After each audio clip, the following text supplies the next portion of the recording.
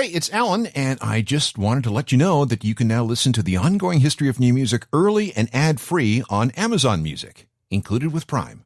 If you're a boomer, a Gen Xer, or an early millennial, I'm sorry, but this is going to hurt. If someone says 25 years ago now, they're referring to something that happened in the 1900s, not in the 21st century. I know, despite how it may feel, the 1990s weren't just 20 years ago. Neither were the 80s. If you're of a certain age, you know exactly what I'm talking about. There's this temporal disconnect here. This hurts too. At some point, you're going to hear a kid talk about a song that came out in the late 1900s, which is really going to hurt. We're already a quarter of the way through the 21st century, and I really still find that very hard to process. On the other hand, for younger millennials, Gen Z kids, and Gen Alpha, the first 25 years of the 2000s is recent history. If that's you, you're still getting caught up. And if you're in those special years when you develop your musical awareness, you're probably a sponge for information. What did I miss? What happened? Where were all the good bands? And how did we get to where we are now? Whatever your perspective, this series of ongoing history episodes aims to help. This is part 6 of our look back at the 100 greatest moments in rock for the millennium so far. This is the Ongoing History of New Music podcast with Alan Cross. Welcome again. I'm Alan Cross, and this program is a continuation of a countdown I put together of the 100 greatest moments in rock from the last 25 years. Again, this is my list and was created from my perspective. You may agree or disagree with my choices and ranking, but that's perfectly okay. At the very least, a top 100 list like this gives us a jumping off point when it comes to analyzing what the heck has happened with music since the clocks ticked over into 2000. Like I said, this is episode 6, which means we'll cover things and events from numbers 50 to 41. Let's begin. At number 50, I've put the release of The Killers' Mr. Brightside. Now, hear me out. This was The Killers' debut single and was based on a real event. Singer Brandon Flowers walked into a bar in his hometown of Las Vegas and saw an old girlfriend with a new guy. We've never learned her name, but she was inadvertently responsible for one of the most enduring singles of the century to this point. The song first came out on September 29th, 2003, and would later appear on the Hot Fuss album. It didn't do all that great when it first came out, but when it was re-released in 2004, it blew up worldwide, especially in the UK. It's the third biggest selling and streaming song of all time in the UK. Only Oasis and Ed Sheeran have done better. It is the longest charting single in the history of the British singles charts, spending more than 408 weeks somewhere in the ranking. That's nearly 7.5 years for a single. There was a streak of more than 15 years when it was constantly on the charts. It's been named Song of the Decade a couple of times. Some streaming services put it as the most streamed song in their library. It was the most streamed song on Spotify in the UK and Ireland in the 2000s, and the single has sold millions. There were 2 videos. The official video, the one shot in color, which has been seen about 600 million times. Add in the other separate video postings of the song, and we're up over 1 billion. So why is this song so popular? It's unclear. Could be because the Killers are a really popular touring act in the UK. Maybe because it gets played a lot at parties and sporting events and on TV. Maybe it's the ubiquity on the charts and streaming platforms, which has given it unstoppable momentum. Mr. Brightside has made the Killers millions, and you gotta think that the woman who inspired it knows that she's behind the song. And you gotta wonder what she thinks. Now, we've obviously heard the original a lot since 2003, so let's check out a demo instead. Mr. Brightside was one of the very first songs the bands wrote and recorded, and here's what it sounded like at the very beginning.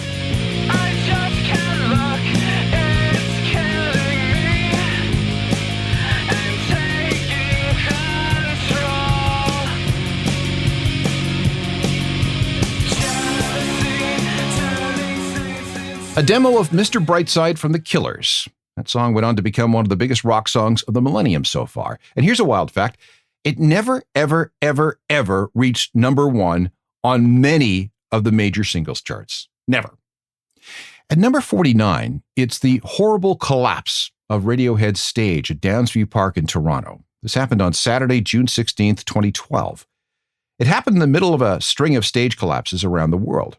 The temporary stage had been constructed by a Toronto firm called Optex.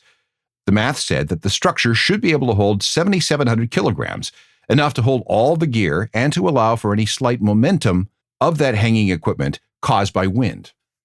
The plans were reviewed and approved by a certified engineer. Building permits were in place. As the stage took shape that Thursday, Friday, and Saturday, it was inspected by another engineer who signed off on everything, effectively giving the show the go-ahead. On the day of the show, everything else seemed to be fine, although things were running a little bit behind schedule. No big deal. The crew was bustling on, under, and around the stage. And above it, the weather was near perfect, sunny, warm, calm. But at 4 o'clock, about an hour before the gates were scheduled to open, and minutes before Radiohead was to start their sound check, suddenly, and without any warning, the roof of this temporary stage came crashing down, first falling towards the front of the stage, and then bringing down the entire top of the structure. Some of Radiohead's crew was on stage at the time. Scott Johnson, Phil Selway's drum tech, who had been with the band for about 2 years, was crushed by a video monitor that weighed almost 2,300 kilograms. I'm reading here from the official report by the Ontario coroner under cause of death. Crushing injury of head and brain.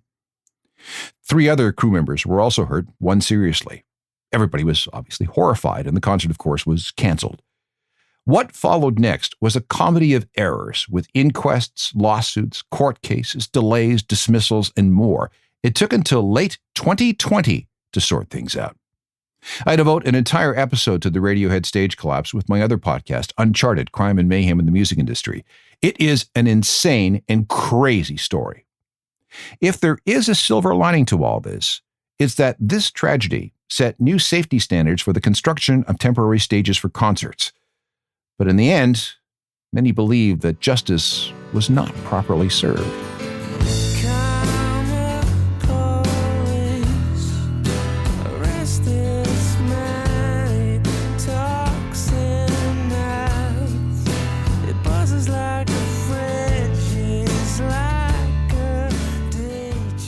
The Radiohead stage collapse, number 49 on this list of the top 100 rock moments of the 2000s.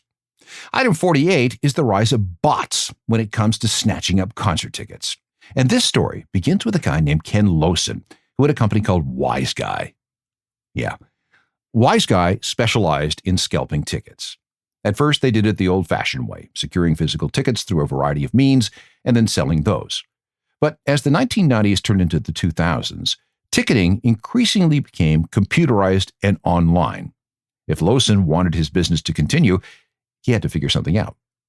In about 2001, he somehow hooked up with a teenage programming whiz in Bulgaria, and for the next 15 years, they built and refined a series of automated computer programs that would hit an online ticket portal faster than any human ever could. And they called their programs bots. Lowson bots worked brilliantly, and Wise Guy made tens of millions of dollars scalping tickets, leaving millions of fans who wanted to buy tickets legitimately and at face value out in the cold. It's possible that he was the most successful concert ticket scalper in the history of this universe, thanks to his ever-evolving bot technology.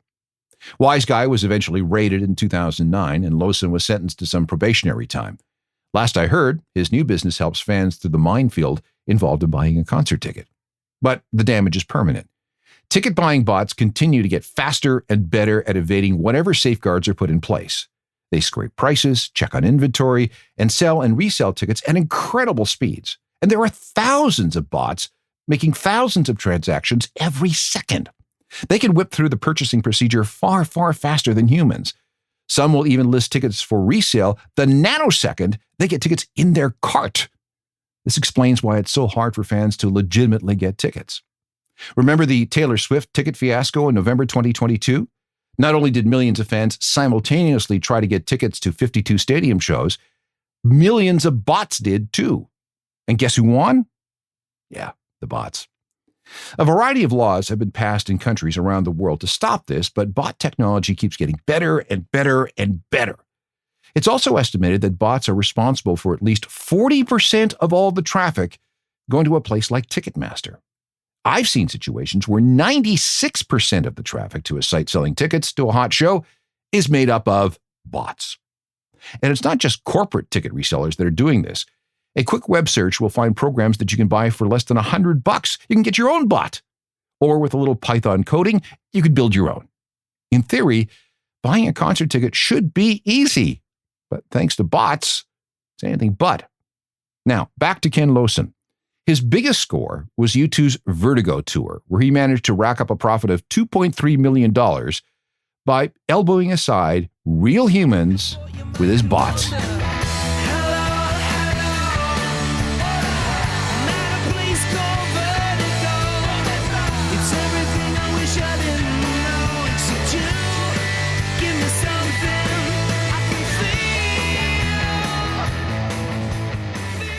Number 48, the introduction of concert ticket buying bots in 2001.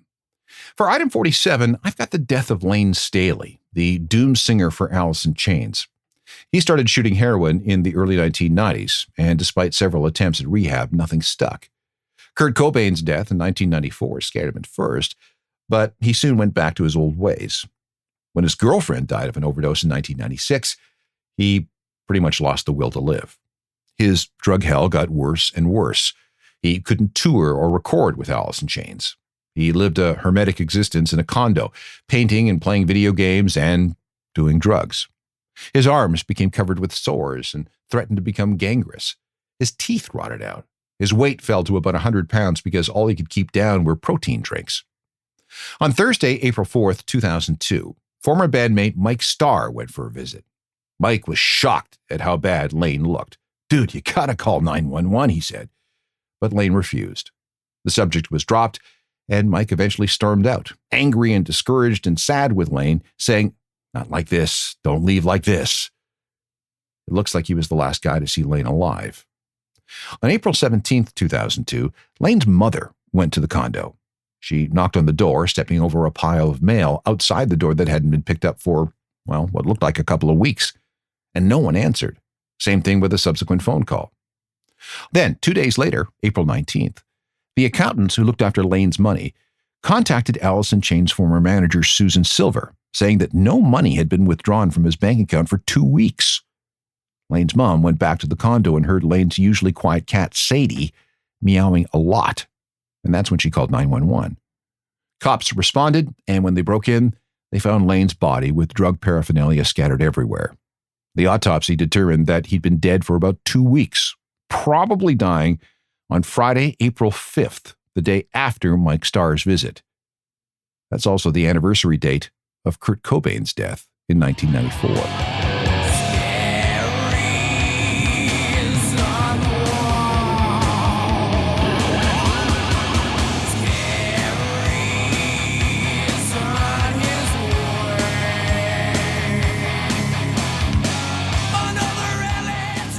The death of Alice in Chains singer Lane Staley, number 47 on the list of the biggest 100 moments in rock of the 21st century so far. Coming next, better sounding music, a high-profile file-sharing lawsuit, and a fundamental change to the way music is released. This is episode 6 of our look at the 100 greatest moments in rock in the 2000s so far. At number 46, it's a fundamental shift in the way music is released, or more specifically, the timing in which music is released. In the old days, a record came out whenever it came out. It might be a Wednesday or a Friday or a Monday, whatever. As the recorded music industry grew, this became chaotic because there was no way to ensure that all stores everywhere got new inventory to sell at exactly the same time. Therefore, in the 1970s, on-sale dates were codified. What day records went on sale depended on the country. In the UK, new records were shipped to stores over the weekend so they could be purchased first thing Monday morning. In Canada and the US, it was decided that Tuesday was best. Japan's day was Wednesday. And Germany, Australia, and 9 other countries thought Friday was the best day for new music. Now, this was fine in the days of vinyl and CDs. There was very little threat in someone buying a physical copy in one country, like, say, the UK on a Monday, and exploiting that somehow before the record was available in North America the following day. Marketing and promotion plans weren't bothered by this at all. But when things got digital, that's when things got weird with piracy. If someone bought a record in the UK on Monday, they could simply rip it and distribute that music immediately around the globe, destroying any local embargoes around the world and thus hurting sales. In 2015, a decision was made to create Global Release Day, or as some people call it, New Music Friday. All new music would be available beginning at 12:01 a.m. local time. 45 countries signed on to this new plan. And as far as I know, only Japan is slightly different. To get a jump on international artists, whose records come out on Friday, domestic Japanese artists release their music on Wednesdays. Kind of clever. The change to a global release day has streamlined things for record labels, record stores, streamers, and fans. It's also made compiling charts easier. Chart companies worldwide now compile things using data from 12:01 a.m. Friday to 11:59 p.m. the following Thursday. This is far more accurate than the olden days and stopped artists and labels from gaming the system by releasing a new record on an off day. You can blame Beyoncé for that. She decided to mess things up with a surprise release of a self-titled album on June 10th, 2013, which was a Friday. So that gave her a head start on everyone else for Friday, Saturday, Sunday, and Monday, meaning her first week chart sales would be artificially bigger because more days were included in that chart week. Some people, though, aren't happy with new music on Friday. Indie record stores like the Monday or the Tuesday releases because that brought in traffic during the week when it was normally slow. But there's no going back now. New Music Friday is a thing for the foreseeable future. This album was released on the first New Music Friday, July 10th, 2015. The comeback record by Veruca Salt called Ghost Notes. And this is Laughing in the Sugar Bowl. After. First act, no tact, wanna play back, wasn't that a good disaster? Count it up. 1, 2, 3, 4, 6, 7, 8, 9, 9, 9, 9, 9. No way, oh, way, oh. The debut of the coordinated global release day, the first New Music Friday through 45 countries, July 19th, 2015, number 46 on our list. Number 45 is related. It's a lawsuit brought by the Recording Industry Association of America against one of the file-sharing sites that contributed to piracy, the decline of record sales, and prompting the establishment of a global release day. LimeWire was a free peer-to-peer file-sharing site that went online in May 2000. Like Napster, it was a super easy way to find music online and then download it illegally. Its creator was a guy named Mark Gorton. LimeWire was so popular that one estimate says that in 2007, LimeWire was installed on 1/3 of all the personal computers in existence. The year before, the IRAA took its first legal action against LimeWire. That dragged on until 2010, when a judge found that LimeWire and Gorton had, in fact, infringed on millions of copyrights and ordered LimeWire to be shut down immediately. But then, in 2011, the IRAA and 13 record companies filed a lawsuit against LimeWire and Jim Gorton for, get this, $75 trillion US. At the time, 75 trillion US was more than the entire GDP of all of planet Earth. And they got that number based on infringements involving just 11,000 songs. Nobody has that kind of money, of course. There's not that kind of money on the planet. But Gorton did have to settle for $105 million. And LimeWire wasn't alone. Kazaa, another file-sharing program, was sued and settled for $100 million. There was another big lawsuit against Grokster, which had to pay out $50 million. But $75 trillion? Imagine being Mark Gorton and getting that call. I need to play something here. There are actually a couple of bands named LimeWire. This one is from Toronto, and here's a 2020 song called Not. Tracing an outline of the overall picture, maintaining a balance and avoiding the mixture. Number 45 on our list of the top 100 rock moments of the millennium so far. The music industry lawsuit against LimeWire for $75 trillion. And that's a Toronto band called LimeWire, no relation, and a song called Not.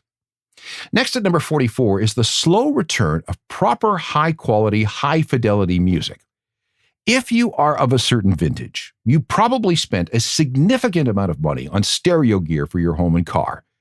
Starting in the early 1970s and going well into the 1990s, every music lover's dream was to have the loudest, clearest, most accurate music reproduction available in their homes and in their cars. Big speakers, powerful amps, the best in turntables and tape players. When the CD came along in late 1982, minds were blown. Never had music sounded so realistic. Untold billions of dollars were spent by consumers in an attempt to hear the musical perfection promised by compact discs. And then we went backward. When MP3s first started appearing online in bulk in the late 1990s, they were amazing. First of all, with some free software, you could get pretty much whatever song you wanted in seconds for free. And with portable digital devices like the iPod, you could take thousands, tens of thousands of songs with you everywhere. Nothing skipped, nothing got damaged. Access was instantaneous. Yeah, MP3s and other file formats were compressed, meaning that up to 90% of the music was removed from the file that we hear using the principles of psychoacoustics. This meant the music really just didn't sound as good as what we got from a CD, a vinyl record, or even from FM radio. But that didn't matter because we wanted convenience. We wanted access. And we, well, the majority of us anyway, didn't care that the high fidelity, the audio created by carefully recording, mixing, and mastering music had been wrung out of these tiny music files. The thinking was, sounds good enough. As a new generation of people were perfectly fine with listening to music on cheap headphones, bad earbuds, or even through the built-in speakers of phones, tablets, and laptops. This is the truth. For a good 15 years, maybe more, people around the world were cheating themselves by listening to substandard audio. We weren't hearing all the music in any given song if it was formatted as an MP3. That, I'm happy to say, is changing. Record labels, digital storefronts, hardware manufacturers, and streaming platforms have been upping their game over the last decade or so. It began with the introduction of the concept of high-resolution audio, digital music files that were not compressed, did not have anything stripped out, and in fact contained more information than what we got from a CD. At first, you needed some special expensive playback hardware. But now streamers like Apple Music, Amazon Music, Tidal, and a few others stream in high resolution. In late 2024, if you were listening to a song on Spotify and then pulled up the same song on Apple Music, the difference in audio quality was staggering. Well, to my ears anyway. Some phones can handle high-res audio, but as I sit here, the iPhone does not. Part of the problem is that it relies on Bluetooth to connect to headphones, and the current Bluetooth standard just doesn't have enough bandwidth to accommodate all the data of, say, a high-res FLAC file. That means that even if your phone did support something like FLAC, one of these lossless compression codecs, you'd need to physically connect your headphone to the Lightning or USB port with a wire. Meanwhile, the vinyl revival has contributed to this. People who buy vinyl to actually play have invested in proper two-channel stereo systems, just like we used to back in the day. They've given up convenience for the sound. And give things time. We, and by that I mean us music fans, and record labels, and artists, and hardware manufacturers, and streamers, will slowly rediscover the glories of listening to music in proper high fidelity. If you need something to test out a new set of speakers, and believe me, I highly recommend that you go and do this. It's just a glorious sort of way to spend an afternoon. Take along a CD copy of Tool's Fear Inoculum. Turn up the volume, and if the speakers can handle it, buy them.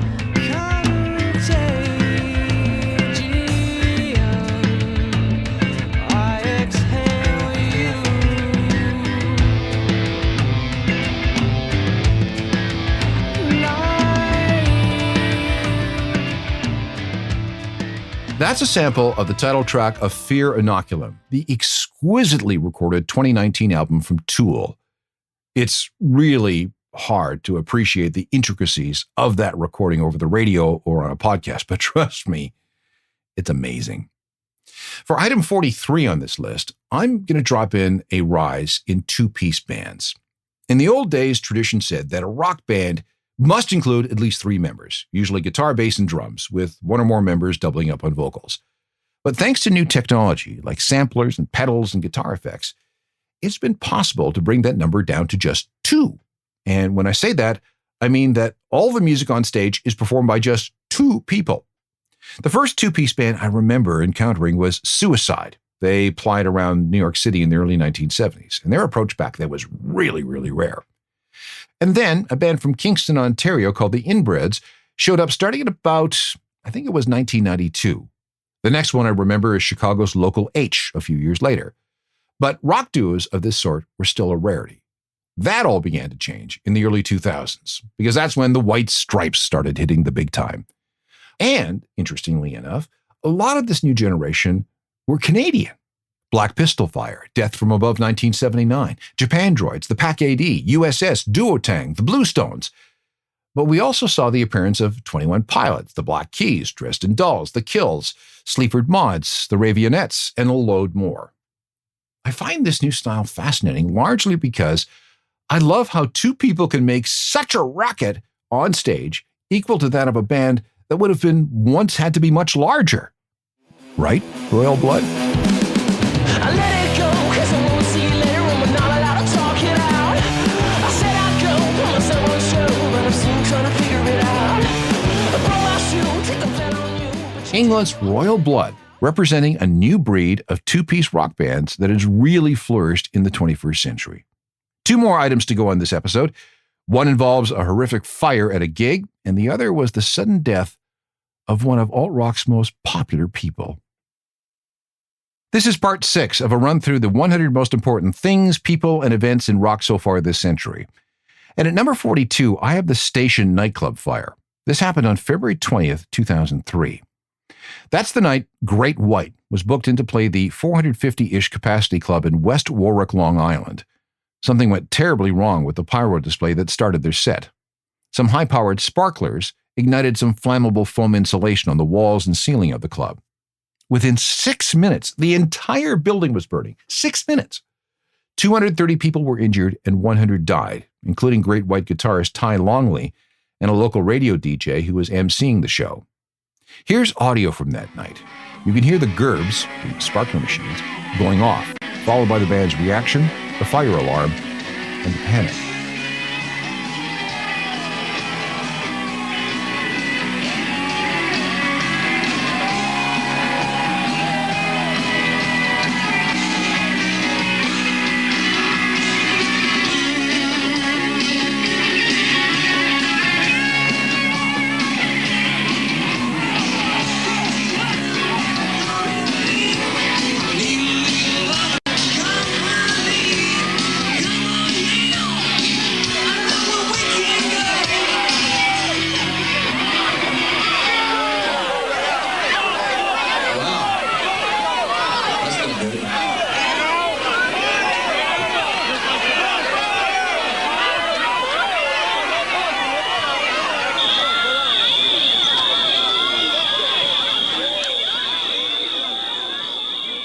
There were criminal trials, civil lawsuits, and much, much pain. One of the owners of the club was sent to jail, and perhaps as much as $176 million was paid out in settlements to the victims and their families. The result of the disaster was increased insurance requirements and a long list of recommended and ordered safety protocols that have since gone into effect not just in the U.S., but around the world. If you've been to any kind of indoor show since February 20th, 2003, chances are that you were safer than you were before that gig. Finally, number 41 on our list is the death of Foo Fighters drummer Taylor Hawkins on March 25th, 2022, just before the band was supposed to headline a festival. This was a huge shock. 2 decades earlier, Taylor had a big scare when he overdosed on heroin and ended up in a touch-and-go coma for about 2 weeks. That, as far as we know, turned Taylor around. No drugs, lots of physical activity, and his best buddy Dave Grohl wasn't about to lose him on his watch. He'd already been through that with Kurt. At around 7:40 p.m. on that Friday night, a call went out from a Four Seasons property in Bogota, Colombia. A guest was complaining of severe chest pains. By the time EMS responders arrived, it was too late. Taylor was dead. Officially, he died of complications involving an enlarged heart, something called cardiomegaly. That in itself is not a disease. It's symptomatic of something else.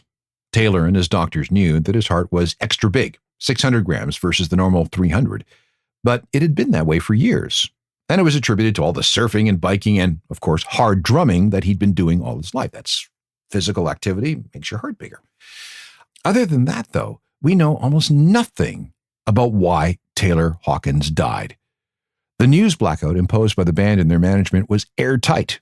We never even heard about a funeral. This, of course, brought out all the conspiracy trolls who pinned Taylor's death on everything from the COVID vaccine to an overdose of something. My sources, and they're pretty good, point to this being a congenital problem exacerbated by exhaustion. We also know that Taylor had been feeling a little rough in the months leading up to the South American tour, something that had also been attributed to exhaustion. His death took a serious toll on Dave and the Foo Fighters and the millions of fans around the world. 2 tribute concerts were held, one at Wembley Stadium in London on September the 3rd and another in Los Angeles on September the 27th, 2022. Both featured an amazing array of guest stars honoring Taylor. And this, well, I'll just listen.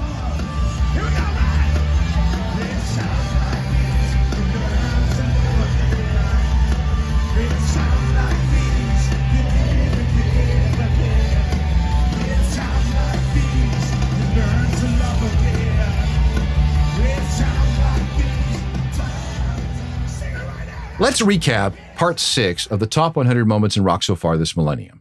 At number 50, I've got the amazing and enduring appeal of Mr. Brightside by the Killers. Number 49 is the Radiohead stage collapse in Toronto in 2012. Then it's the rise of concert ticket buying bots, something that we all hate, at number 48. At 47, we looked at the death of Lane Staley of Alice in Chains. The creation of New Music Friday, a common day around the world for releasing new albums, is at number 46. Then we have the $75 trillion lawsuit against LimeWire, the file-sharing company, at number 45. 44 is the slow return of proper high-fidelity music after a couple of decades of dominance by crappy-sounding MP3s.